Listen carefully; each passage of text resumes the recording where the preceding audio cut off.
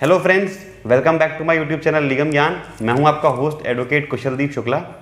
Friends, मुझे मेरे channel पे एक क्वेरी मिल रही है लगातार काफ़ी सारे स्टूडेंट से कि सर हम डी एल के एस्पिरेंट हैं, तो क्या ऐसा हो सकता है कि जब हम डी में एडमिशन ले लेते हैं तो उसके बाद हम यूपीएससी को भी साथ साथ प्रिपेयर कर सकते हैं? मतलब कि यूपीएससी प्रिपेयर करना डी के साथ कितना फिजिबल रहेगा, या फिर क्या ये सही डिसीजन है, या फिर कितना टाइम चाहता है यूपीएससी और डी साथ साथ? तो आपकी इस पर क्या राय रहेगी या फिर आपकी क्या सजेशन रहेगी, और क्या ये पॉसिबल है कि हम डी और यूपीएससी को साथ साथ लेके चल सकें? तो फ्रेंड, इस टॉपिक को कवर करने के लिए मैंने कुछ पॉइंट्स अपनी रिसर्च से डेवलप करे हैं ताकि मैं आपको बता सकूं कि कितना फिजिबल रहेगा यूपीएससी को डी के साथ प्रिपेयर करना। तो फ्रेंड्स, हम यूपीएससी की बात करें इससे पहले थोड़ा सा आपको मैं ये बता देता हूं कि डी में आपको कितना टाइम देना पड़ सकता है, या फिर किसी भी डी या BHU कहीं से भी आप लॉ कर रहे हैं किसी अच्छे कॉलेज से, तो पहली बात तो कंसिडरेशन में अच्छा कॉलेज इसलिए आता है कि अच्छे कॉलेज का लॉ ही एक तो मैटर करता है, और प्लस उसकी कितना टाइम ले रहा है और किस तरह से आप उसको सीरियसली कर रहे हो, because it's a professional course. तो ऐसे में ये कितना आपका जो लॉ का सिलेबस है वो कितना टाइम लेगा, फिर हम यूपीएससी के साथ उसको कंपेयर करने की कोशिश करेंगे। तो फ्रेंड्स, अगर आप डी की पर्टिकुलरली बात करो तो डी अपने आप में एक अच्छा सा और एक प्रोफेशनल कोर्स है, जिसमें अगर कोई सीरियसली उसको करता है तो इसमें काफ़ी आपको टाइम देना पड़ सकता है।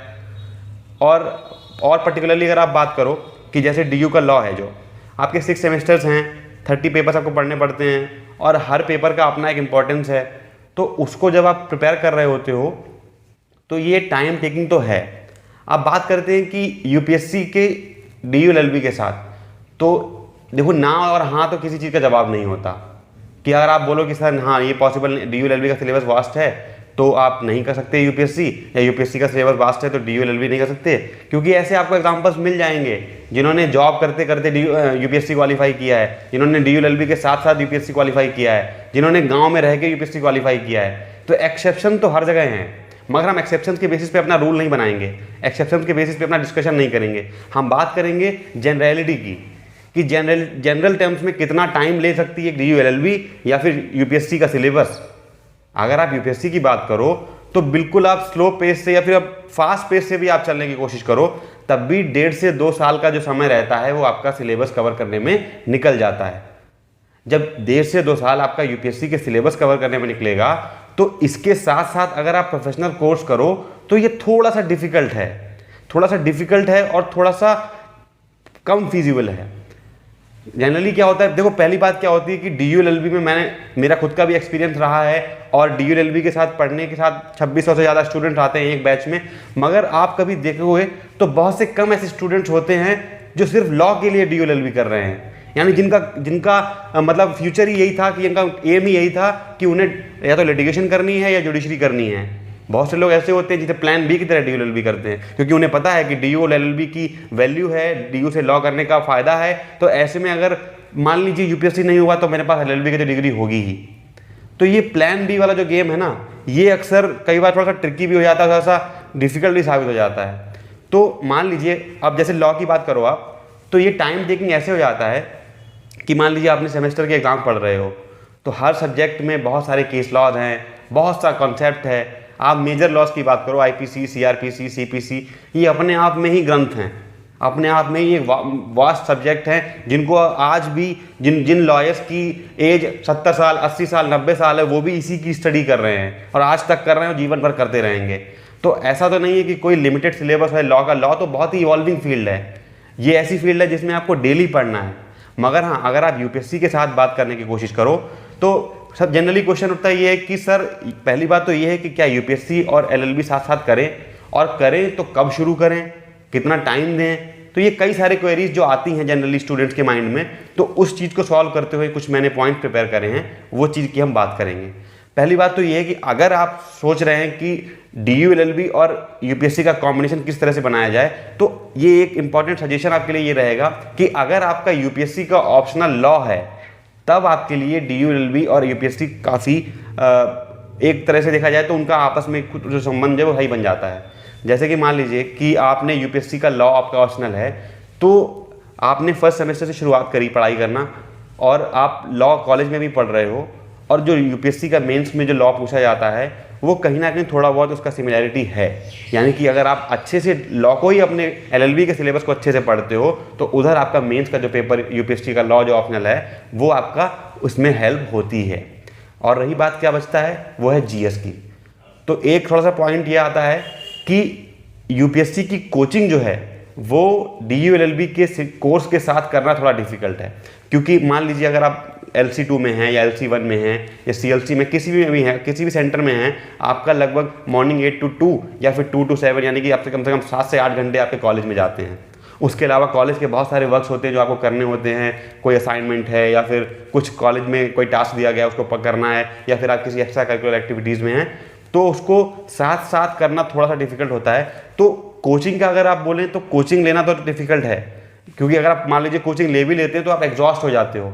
सबसे बड़ा अगर यूपीएससी में कोई डिसाइडिंग फैक्टर है वो है टाइम मैनेजमेंट।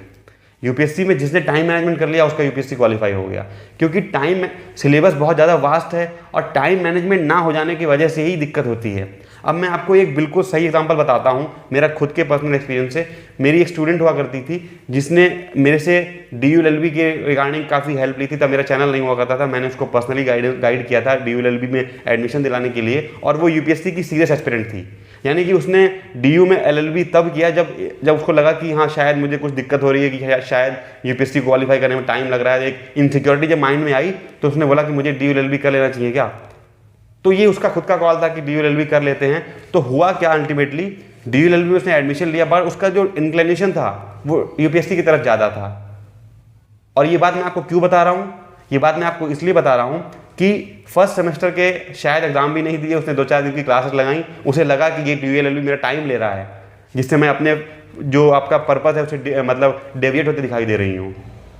क्योंकि मान लीजिए अगर आप यूपीएससी के सीरियस एस्पिरेंट्स हैं, आप सीरियस एस्पिरेंट हैं और लॉ में आप मतलब कॉलेज लाइफ अगर आप जी रहे हैं, तो कॉलेज लाइफ भी टाइम लेती है। उसमें ऐसा होगा कि आप कहीं ना कहीं थोड़ा सा एक इन्वॉल्वमेंट आपका हो जाता है कॉलेज के साथ। अब मान लीजिए इंटर्नशिप करना आपको कंपलसरी, आप इंटर्नशिप अगर कर रहे हो तो उसमें आपका टाइम लगेगा, आपको कुछ चीज़ें अट्रैक्ट भी कर सकती हैं, लॉयर्स की लाइफ आपको अट्रैक्ट भी कर सकती है। तो ऐसे में आपका कहीं ना कहीं थोड़ा सा अफेक्ट होता है यूपीएससी का प्रिपरेशन। तो कंसाइज वे में अगर आप पॉइंट्स की प्रिपरेशन पॉइंट वाइज देखें कि क्या क्या प्राउज एंड कॉन्स हो सकते हैं, वो एक बार देख लेते हैं। तो पहला पॉइंट मैं ये आपको बताना चाहूँगा कि मैंने बोला आपको टाइम मैनेजमेंट की बात। तो टाइम मैनेजमेंट तो आपको बहुत अच्छी तरह से करना पड़ेगा, तभी आपका यूपीएससी अच्छे से आप साथ साथ कर सकते हो। दूसरी चीज़ क्या है, अगर आपका ऑप्शनल सब्जेक्ट लॉ है तब तो आपके लिए एक तरह से थोड़ा सा हेल्पफुल भी हो सकता है, थोड़ा सा कहने का मतलब है एक तरह से उनका आपस में संबंध बन भी सकता है। और तीसरी चीज़ ये रहेगी कि यूपीएससी का सिलेबस जो है वो बहुत वास्ट है, और साथ ही साथ एलएलबी का सिलेबस भी अच्छा खासा वास्ट है। यानी कि यूपीएससी की सिलेबस की बात करो वो कम से कम 1 से 2 साल लेता है आपका, तो इधर एलएलबी का सिलेबस भी आपका जो है वो टाइम टेकिंग है और पढ़ने में टाइम लगता है, समझने में टाइम लगता है। और आप अगर नहीं इस तरह के बैकग्राउंड से थोड़ा सा आपको समझने में चीज़ें टाइम लगती हैं। तीसरा पॉइंट ये रहेगा कि एक्सपीरियंस की मैंने बताया कि एक्सेप्शंस भी हैं जहाँ पे वर्किंग लेडीज़ थी या फिर वर्किंग वेमेन थी या फिर कोई बिल्कुल गांव से आने वाला था उसने भी क्वालिफाई किया है। तो ये मेनली आपका पर्सनल कॉल रहेगा कि आप कितना उन चीज़ों को साथ साथ दोनों चीज़ों को मैनेज कर सकते हो।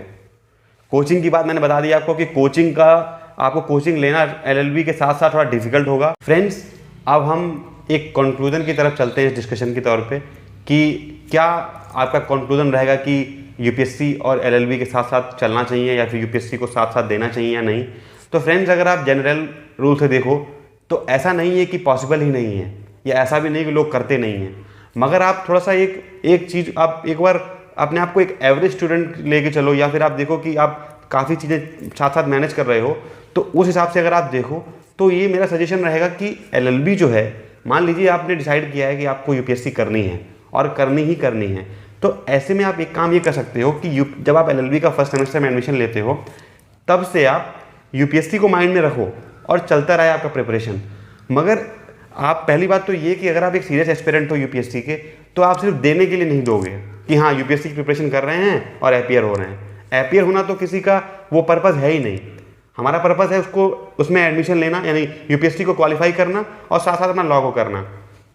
तो एक आइडियल तरीका ये रहेगा कि आप एलएलबी में एडमिशन लेते हो और लॉ ऑप्शन अगर आप रख रहे हो यूपीएससी के, तो आप क्या कर सकते हो कि अपनी प्रिपरेशन चलने दो, और अगर एलएलबी को भी आप उतनी ही इंपॉर्टेंस अगर देते हो तो आप अपना एलएलबी का जो कोर्स है वो कंप्लीट कर लो। उससे फ़ायदा आपको क्या मिलेगा? उससे फ़ायदा आपको ये मिलेगा कि एक तो आप प्रोफेशनल कोर्स कंप्लीट कर चुके होगे अपना एलएलबी कंप्लीट होते होते। दूसरी चीज़, आपका प्लान बी भी बन जाता है।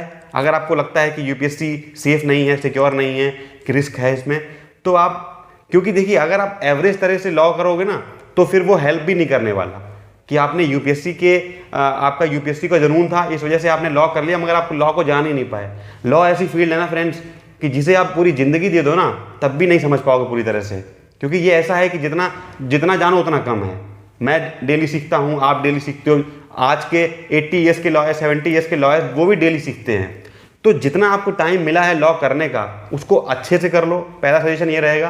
क्योंकि जैसे मान लीजिए कुछ आप कोई अलग कोर्स कर रहे हो, कोई नॉर्मल एकेडमिक कोर्स कर रहे हो, उसके साथ यूपीएससी करना थोड़ा सा ईजी है। बट जब आप बात करते हो मेडिकल की, अगर बात करो सपोज करो, या फिर आप लॉ की बात करो, ये ऐसे प्रोफेशंस हैं जहाँ पे आपको बहुत स्टडी करना होता है। एक अच्छा बनने के लिए, एक अच्छा लॉयर, एक अच्छा जज, एक अच्छा स्कॉलर बनने के लिए आपको बहुत पढ़ना पड़ता है और अच्छे से पढ़ना पड़ता है।